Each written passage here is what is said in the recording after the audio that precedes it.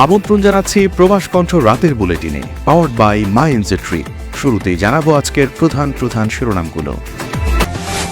মালয়েশিয়ার পেরাক রাজ্যে ৭৯ বাংলাদেশি শ্রমিক আটক। ইরান যুক্তরাষ্ট্র যুদ্ধবিরতিতে স্বাগত।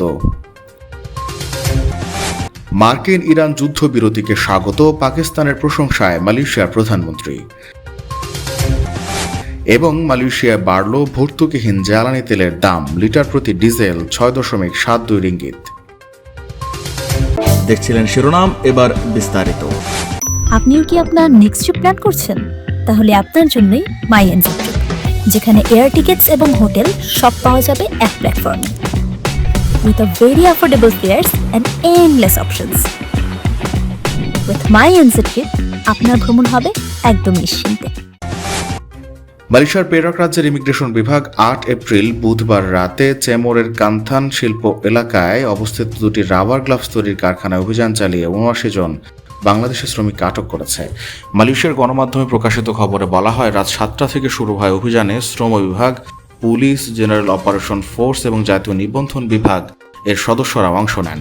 পেরাক ইমিগ্রেশন বিভাগের পরিচালক দাতুক জেমস লি জানান, প্রথম কারখানা থেকে ৫৬ জন এবং দ্বিতীয় কারখানা থেকে বাকি শ্রমিকদের আটক করা হয়। আটককৃতদের সবাই কর্মঘণ্টার শিফট পরিবর্তনের সময় ধরা পড়ে। তিনি বলেন, প্রাথমিক তদন্তে ধারণা করা হচ্ছে তারা মালয়েশিয়ায় প্রবেশের জন্য ব্যবহৃত ভিজিট পাসের অপব্যবহার করেছেন এবং অনেকে নির্ধারিত সময়ের বেশি অবস্থান করেছেন। তিনি আরও জানান, একই মূল কোম্পানির অধীনস্থ দুটি কারখানা ব্যবস্থাপনার অন্য কোম্পানি বা খাতে নিবন্ধিত বিদেশি শ্রমিকদের এখানে নিয়োগ দিয়েছে বলে সন্দেহ করা হচ্ছে।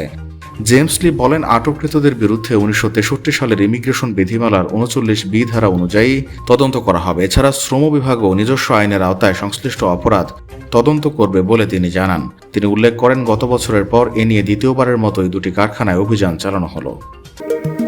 মালয়েশিয়ায় থাকেন, আন্তর্জাতিক কর্মপরিবেশে স্মার্ট ও সফল ক্যারিয়ার করতে প্রস্তুত? তবে আপনাকে খুঁজছে প্রাণ মালয়েশিয়া। সমগ্র মালয়েশিয়া জুড়ে বিভিন্ন পদে আপনি হতে পারেন আমাদের পরবর্তী টিম মেম্বার। আপডেটেড সিভি সহ হোয়াটসঅ্যাপ করুন এই নম্বরে। যুদ্ধবন্ধে ইরানের প্রস্তাবিত ১০ দফা শান্তি পরিকল্পনা এবং তাতে ওয়াশিংটনের ইতিবাচক সাড়াকে আন্তরিকভাবে স্বাগত জানিয়েছেন মালয়েশিয়ার প্রধানমন্ত্রী আনোয়ার ইব্রাহিম।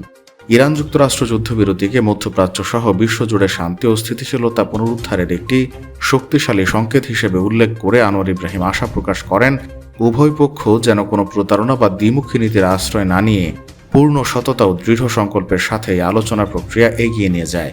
বুধবার সামাজিক যোগাযোগ মাধ্যমের একটি পোস্টে এই আশা প্রকাশ করেন তিনি। আনোয়ার ইব্রাহিম বলেন, এই ১০ দফা পরিকল্পনাকে কেবল ইরানের মধ্যে সীমাবদ্ধ না রেখে একটি ব্যাপক শান্তি চুক্তিতে রূপান্তর করা জরুরি, যা ইরাক, লেবানন এবং ইয়েমেনের সংকট সমাধানেও কার্যকর ভূমিকা রাখবে। একই সাথে তিনি ফিলিস্তিনি জনগণের উপর চলমান নিষ্ঠুরতা ও উচ্ছেদ অভিযান বন্ধের উপর গুরুত্ব আরোপ করেন। বলেন, গাজা সহ ফিলিস্তিনি নিপীড়িত জনগণের অধিকার রক্ষা এবং সেখানে চলমান পরিস্থিতির স্থায়ী অবসান নিশ্চিত করা সংশ্লিষ্ট পক্ষগুলোর প্রধান দায়িত্ব। সংকটকালীন মুহূর্তে সফল মধ্যস্থতা ও সাহসী কূটনীতির জন্য পাকিস্তানের প্রধানমন্ত্রী শেহবাজ শরীফ এবং পাকিস্তান সরকারকে বিশেষ ধন্যবাদ ও গভীর কৃতজ্ঞতা জানিয়েছেন মালয়েশিয়ার প্রধানমন্ত্রী আনোয়ার ইব্রাহিম।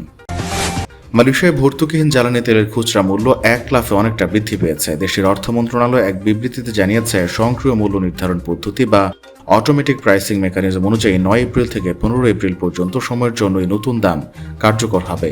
তবে সরকারি বিশেষ ভর্তুকি সুবিধার আওতায় থাকা সাধারণ ভোক্তারা এই দাম বৃদ্ধির প্রভাব থেকে মুক্ত থাকবেন। ঘোষণা অনুযায়ী ভর্তুকিহীন রন 95 পেট্রোলের দাম লিটার প্রতি ৪০ সেন্ট বেড়ে ৪.২৭ রিঙ্গিত নির্ধারিত হয়েছে, যা আগে ছিল ৩.৮৭ রিঙ্গিত। একইভাবে রন 97 পেট্রোলের দামও লিটার প্রতি ৪০ সেন্ট বৃদ্ধি পেয়েছে। সবচেয়ে বড় পরিবর্তন এসছে ডিজেলের দামে।